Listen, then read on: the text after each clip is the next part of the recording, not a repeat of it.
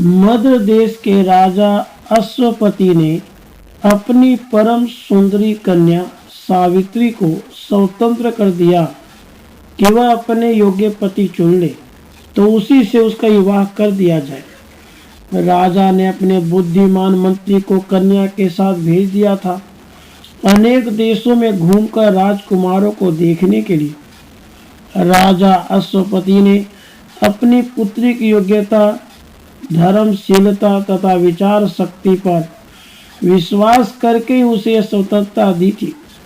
और जब बहुत से नगरों की यात्रा करके सावित्री लौटी, तब यह सिद्ध हो गया कि पिता ने उस पर उचित भरोसा किया था। सावित्री ने न तो रूप की महत्ता दी, न बल की और न धन अथवा राज्य की। उसने महत्ता दी थी धर्म की। उसने साल्व देश के नेत्रहीन राजा ध्युमसेन के पुत्र सत्यवान को पति बनाने का निश्चय किया था। यद्यपि उस समय राजा ध्युमसेन शत्रुओं द्वारा राज्य पर अधिकार कर लिए जाने के कारण स्त्री तथा पुत्र के साथ वन में तपस्वी जीवन व्यतीत कर रहे थे। संयोगवश देवर्षि नारद जी उस समय राजा अश्वपति के यहाँ आए थे कि जबकि सावित्री अपनी यात्रा समाप्त करके लौटी। देवर्षि ने उसका निश्चय जानकर बतलाया।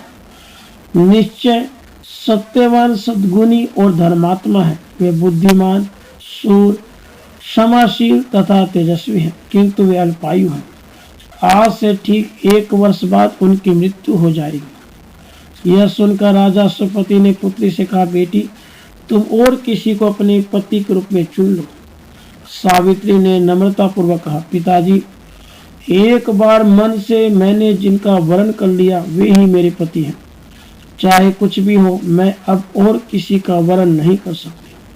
कन्या का दान एक बार दिया जाता है और आर्य कन्या एक बार ही पति का वर्ण करती है।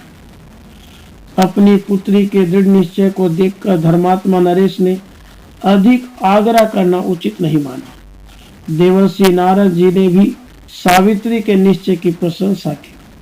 राजा अश्वपति कन्यादान की सब सामग्री लेकर वन में राजा ध्युमसेन की कुटिया पर गए और वहां उन्होंने विधि पूर्वक अपनी पुत्री का विवाह सत्यवान के साथ कर दिया। विवाह कार्य समाप्त होने पर राजा अश्वपति अपनी राजधानी लौट गए। पिता के चले जाने पर सावित्री ने सब रत्न जटित गहने और बहुमूल्य वस्त्र उतार दिए। जब सावित्री